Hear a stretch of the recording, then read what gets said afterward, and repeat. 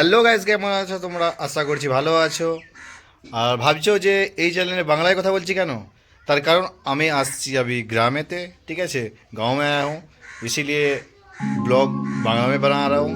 ঘুম থেকে ওঠার পরে দেখছি মেয়ের চুলটা বিগড়ে আছে, ঠিক আছে, চুলটা বাগিয়ে বাঁধা নেই। ওই জন্য আমি আবার মেয়ের চুল বাঁধতে বসে পড়লাম, ঠিক আছে।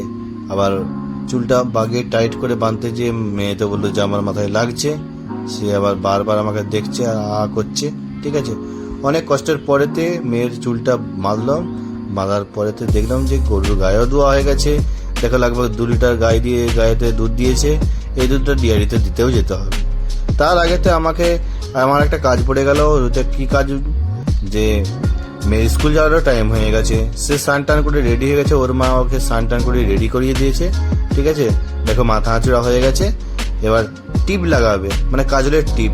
বাচ্চা ছেলেদের যে কাজলের টিপ লাগায় না, কাজলের টিপ লাগাবে। দেখো চুপচাপ বসে ওর মায়ের কাছে কাজলের টিপ লাগাচ্ছে।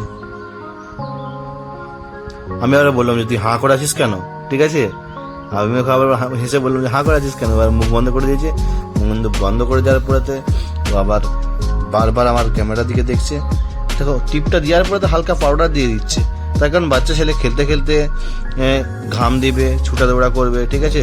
আবার সেটা কাদার মতন হয়ে যাবে, চারিদিকে লেগে যাবে, সেটা আবার অন্যরকম হয়ে যাবে। ওই জন্য টিপের উপরে হালকা করে পাউডার দিয়ে দিল। পাউডার দিয়ে গোড়াটায় হালকা করে পাউডার দিয়ে দেখছে আবার মেয়ে আমার যে কেমন হয়েছে। আর বলছে দেখো গলায় পাউডার দিয়ে দিয়েছে। হ্যাঁ, পাউডার দিয়ে এবার পরিষ্কার হয়ে দেখো কত সুন্দর টিপটা লেগে গেছে। পাউডার দেওয়ার পরে হালকা শুকনো হয়ে গেছে না। হ্যাঁ, আবার হয়ে যাবে তো পড়া? হ্যাঁ, পাক্কা হয়ে যাবে না? আচ্ছা ঠিক আছে। আমার মেয়ে রেডি হয়ে ফাঁকে দাঁড়িয়ে আছে। ওর মা স্কুলের ব্যাগে জলের বোতল ভরে দিল। জলের বোতল ভরে ওই পিঠে স্কুলের ব্যাগটা আরামসে লাগিয়ে দিল আর বলল যে যাও।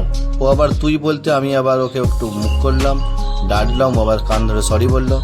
তারপরেতে আমি আর পক্ষীরাজের পিছনেতে আমার মেয়েকে বস করিয়ে, ঠিক আছে, স্কুলের দিকে রওনা হয়ে গেলাম।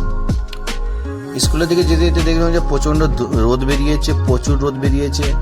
আর রোদ বেরিয়েছে কিন্তু কি করব, স্কুলেও দিতে যেতে হবে মেয়েকে। স্কুল থেকে দিয়ে আসার সময় দেখলাম যে মাঠে মা আর বাবা তিল কুড়ছে, ঠিক আছে। আর মৌসুমটা হেভি সুন্দর লাগছে। রোদ আছে, তাতেও হালকা মেঘলা আছে, ওই জন্য কত সুন্দর মৌসুম লাগছে যে মা আর বাবা তিল কুড়ছে, ঠিক আছে। আমিও বাড়ি এসে দেখলাম যে গরুগুলো রোদে বাঁধা আছে। রোদ থেকেও তুলতে হবে, ফাঁকে এই জায়গায় বাঁধতে হবে।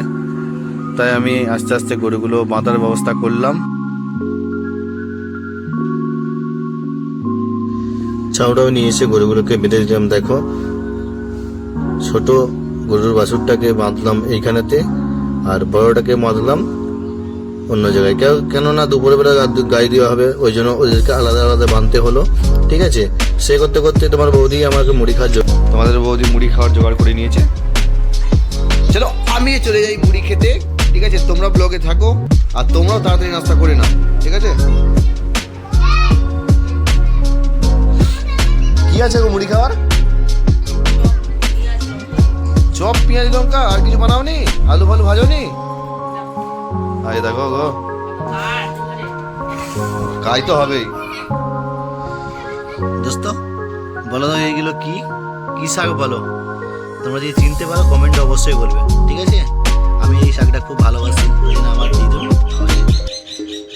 জমি থেকে তুলে এই শাকটা দিয়ে গেছে। দেখো গাইকে এই খাবারটা কেটে খাওয়া অবশ্যই কমেন্টে জানাবে, ঠিক আছে। খুব ভালো খাবার, গাইকে খাওয়াতে দুধ বেশি করে দিবে। আর এর সাথে সাথে ফ্যান জলের সাথে ক্যালসিয়ামটাও খাওয়াতে হবে। ক্যালসিয়ামটা খাওয়ালে খুব সুন্দর দুধ দিচ্ছে, ঠিক আছে। আর এই সুন্দর দুধ দেওয়ার জন্য গাই আমাদের দেশি গাই, অথচ দিনে 6 লিটার 7 লিটার করে দুধ দিচ্ছে। ক্যালসিয়ামটা দেখে নাও।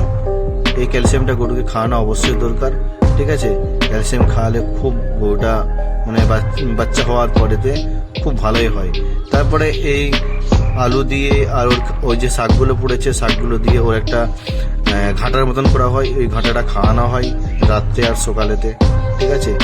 গাইকে যত ভালোভাবে রাখবে আর ভালোভাবে খাওয়া দাওয়া করাবে, ঠিক আছে, তত গাই বেশি দুধ দিবে।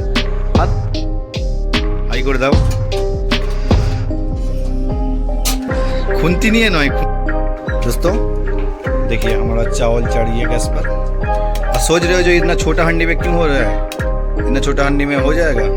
फिर क्या करें, आज मम्मी पापा नहीं है, हम दोनों हैं और मेरा बेटी स्कूल की।